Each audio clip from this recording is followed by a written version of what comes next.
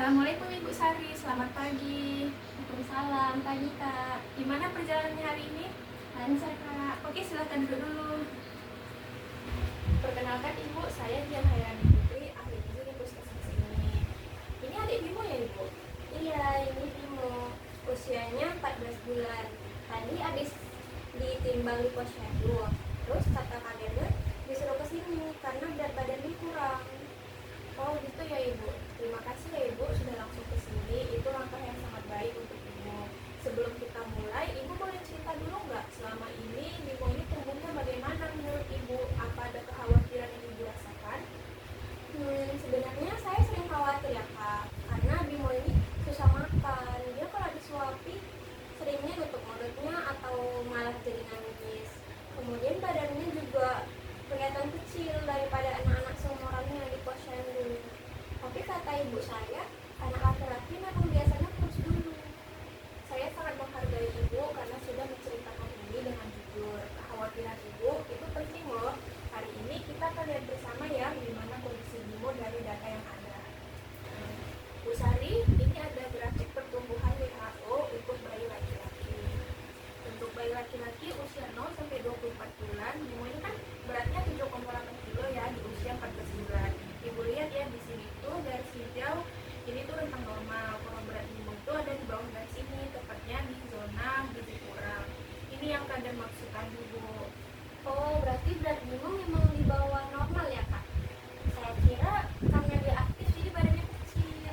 Betul Ibu, berat normal bayi laki-laki usia 14 bulan itu sekitar 9,5 sampai 10,5 kilo. Bimo kan saat ini 7,8 kilo ya, artinya ada selisih sekitar 1,7 kilo dari batas bawah normal. Jadi ini bukan salah Ibu ya, tapi ini informasi penting yang perlu kita tindak lanjuti bersama sekarang. Boleh saya tanya sehari-hari Bimo itu makannya apa ya Ibu? Bimo biasanya makan nasi tim sih Kak, tapi seringnya nggak habis.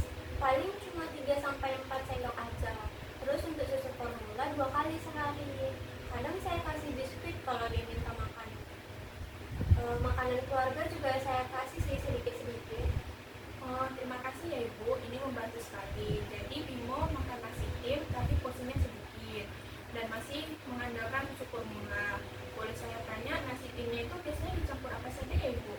Biasanya cuma nasi sama sayur bayam direbus sih Kak. Kadang dikasih telur.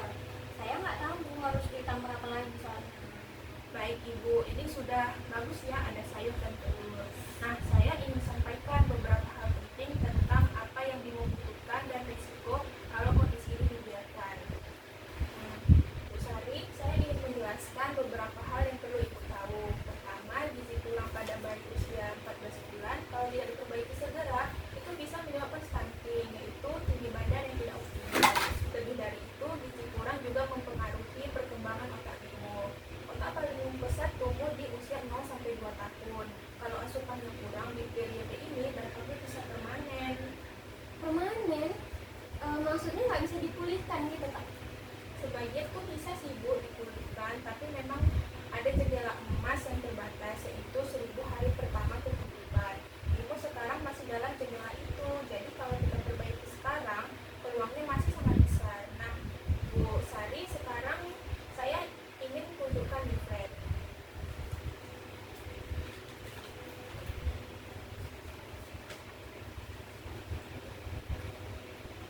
Ini leaflet khusus tentang MPASI pada zat gizi untuk bayi gizi kurang. Boleh Ibu buka dulu?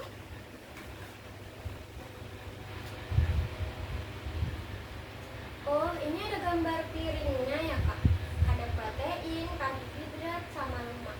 Bimo kurang yang mana ya? Bagus sekali Bu perhatiannya.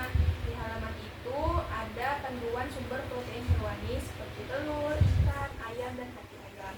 Bimo perlu protein hewani setiap hari karena itu kunci pertumbuhan otot dan juga otak. Lemak sehat dari minyak kelapa atau margarin itu juga perlu Ibu ditambahkan ke masakan karena meningkatkan energi dan membantu penyerapan vitamin. Di bagian bawah leaflet itu ada juga Bu contoh menu 3 hari yang bisa Ibu coba. Bahan-bahannya juga terjangkau kok Ibu. Oh, jadi selama ini kurang protein hewaninya ya Kak? Ikan saya sering sih nggak ngasih ikan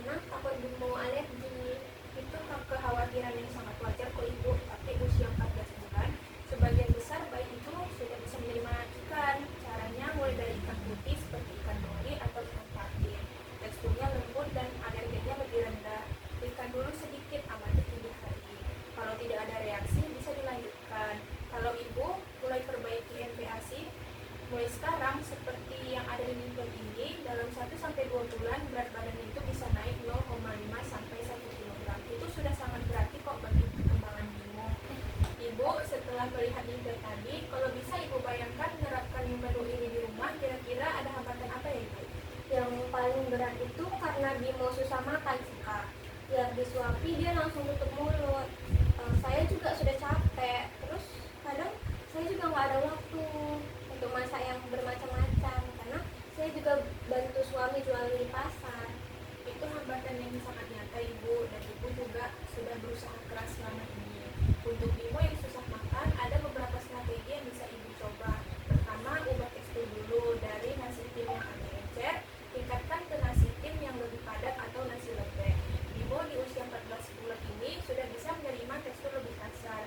Ini sebenarnya lebih mengenyangkan dan juga lebih bergizi. Di dekat halaman 2 tadi ada tabel tekstur makanan sesuai usia. Boleh dilihat. Oh, ini ya Kak, ada gambarnya juga. Jadi usia 14 bulan sudah bisa makan nasi biasa yang dimakan sedikit. Betul Ibu, dan itu lebih efisien juga, tidak perlu masak terpisah, terlalu berbeda dari masakan keluarga. Untuk masalah waktu, di leaflet halaman 3 ada tips masak MPASI cepat. Bisa dibuat sekali untuk 2-3 porsi, disimpan di kulkas maksimal 24 jam atau di freezer selama 1 minggu. Jadi Ibu tidak harus masak setiap waktu untuk makan. Untuk Bimo yang susah makan, coba jadikan makan waktu yang menyenangkan tanpa distraksi HP ataupun TV. Makan bareng keluarga dan variasi makan bisa meningkatkan ketertarikan adik Bimo. Oh, itu saya belum tahu kalau bisa dibekukan Kak. Nah, itu membantu sekali karena saya sering tidak simpan. Nah, sekarang Ibu udah tahu kan? Dan satu hal penting, Ibu sudah sangat peduli dengan adik Bimo. Buktinya Ibu mau datang ke sini dan mendengarkan semuanya dengan baik. Itu menunjukkan bahwa Ibu adalah ibu yang bertanggung jawab dan bisa melakukan perubahan itu. Bu Sari, kita sudah berdiskusi banyak ya hari ini. Ibu juga sudah melihat leaflet ini dengan seksama. Supaya langkah Ibu lebih konkret, boleh kita buat satu komitmen kecil bersama.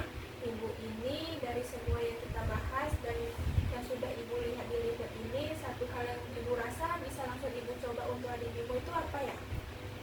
Kayaknya saya mau coba buat tambah hati ayam atau ikan ke MPASI Bimo ya Kak. Yang di leaflet ini ada resepnya juga. Dan saya mau coba tekstur nasinya itu jadi lembek. Itu sih yang paling mungkin buat dicoba. Sempurna Ibu, itu pilihan yang sangat tepat dan bisa langsung dilakukan. Hati ayam itu kan sangat kaya zat besi dan juga protein, persis apa yang Bimo butuhkan sekarang. Ibu boleh bawa pulang aja deh leaflet ini sebagai panduan di rumah. Saya juga sudah beri lingkaran di contoh menu hari pertama yang paling mudah untuk dimulai. Dan di halaman yang terakhir itu juga ada. Selain itu, ini ada buku KIA untuk catat berat Bimo setiap bulan supaya kita bisa pantau bersama. Iya Kak, makasih ya. Saya baru tahu ternyata hati ayam itu bagus untuk anak ya. Biasanya saya nggak kasih karena saya pikir itu terlalu keras untuk Bimo. Justru sebaliknya Ibu, hati ayam sangat lunak setelah dimasak dan dicincang halus. Di leaflet juga ada cara memasaknya yang mudah. Ibu sudah sangat luar biasa hari ini, mau datang, mau mendengarkan, mau belajar dan langsung menemukan langkah konkret untuk adik Ibu. Itu kekuatan terbesar Ibu. Kita bertemu lagi bulan depan ya Ibu, untuk menimbang Bimo dan melihat perkembangan beratnya. Kalau ada pertanyaan sebelum itu, Ibu bisa datang ke sini atau hubungi saya melalui nomor yang ada di leaflet tadi. Semangat ya Ibu, Ibu pasti bisa kok. Terima kasih banyak ya Kak. Saya jadi jauh lebih paham sekarang. Saya akan coba mulai besok insya Allah.